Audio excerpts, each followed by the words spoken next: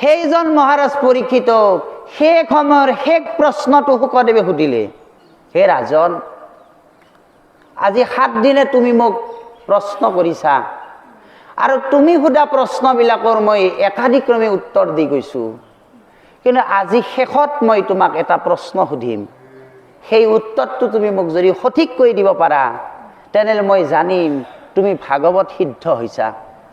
প্ৰশ্নটো কি? প্ৰশ্নটো হৈছে তুমি কোন?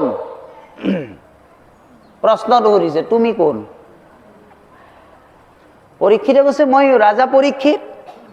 চিধা উত্তৰ।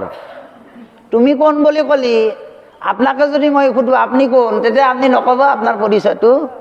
তেওঁ চিধাই উত্তৰ দিছে মই ৰজা পৰীক্ষিত। শুকমুনিয়ে কৈছে নাই নাই, উত্তৰটো হোৱা নাই, ভালকে কোৱা। এইবাৰ তেওঁ ভয় লাগছে, এইবাৰ কৈছে নহয় মই পৰীক্ষিত। নাই নাই, তোমাৰ উত্তৰটো হোৱা নাই। এইবাৰ কৈছে, এইবাৰ সুধিছে ভালকে কোৱা তুমি কোন?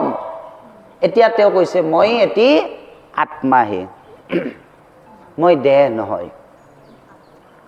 এই যে শেষ স্তৰটোৰ পৰীক্ষিত ৰজাই লাভ কৰিলে, ৰজা পৰীক্ষিত লাভ কৰিলে কি একেবাৰে শেষ স্তৰ, অৰ্থাৎ তেওঁ সংসাৰখনক পৰাভৱ কৰিলে। সংসাৰখনে যেতিয়ালৈকে আমাক পৰাভৱ কৰিব কৰি থাকিব, সংসাৰখনে আমাক যেতিয়া পৰাভৱ কৰিব তেতিয়া আমি কি ক'ম জানে?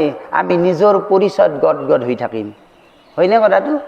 মই অমুক, মোৰ অমুকটা ল'ৰা ছোৱালী আছে, মোৰ ইমান বিঘা মাটি সম্পত্তি আছে, মই আৰু মাটি কিনিবলৈ যোজা কৰিছোঁ, ইমান বেংক বেলেঞ্চ আছে। ইয়াক লৈ আমি ব্যস্ত থাকিম কেতিয়া? যেতিয়া সংসাৰখনে আমাক পৰাভৱ কৰিব। কিন্তু আমি যেতিয়া সংসাৰক পৰাভৱ কৰিম, সংসাৰখনে আমাক পৰাভৱ কৰিছে, কিন্তু আমি যেতিয়া সংসাৰক পৰাভৱ কৰিম তেতিয়া আমি কি ভাবিম? যে আমি এটি আত্মাহে। আৰু এইটো হৈছে ভাগৱতৰ মূল স্বৰূপ জ্ঞান। ইয়াকে স্বৰূপ জ্ঞান বুলি কৈছে।